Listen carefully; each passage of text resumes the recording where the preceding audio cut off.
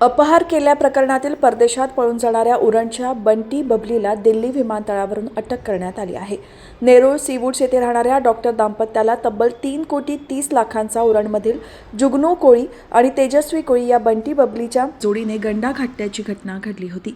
याबाबत Navi Mumbai NRI police ठाण्यात गुन्हा दाखल आहे. यातील आरोपींना न्यायालयाने अटकपूर्व जामीन नाकारल्यानंतर परदेशात पलायनाच्या प्रयत्नात असताना या बंटी बबलीच्या जोडीला दिल्ली आंतरराष्ट्रीय विमानतळावरून अटक करण्यात आली आहे. मुलांना परदेशात शिक्षण आणि डॉक्टर दाम्पत्याला नोकरी देतो असे सांगून लिव्ही ओव्हरसीज स्टडीज प्रायव्हेट लिमिटेड या संस्थेच्या माध्यमातून संस्थेचे संस्थापक जुगनू कोळी आणि तेजस्वी कोळी यांनी कोट्यावधी रुपये उकळले असल्याबाबत उरण पोलीस ठाण्यात गुन्हा दाखल असून या गुन्ह्यातील आरोपी बंटी बबलीने अटकपूर्व जामिनासाठी न्यायालयात दाद मागितली होती.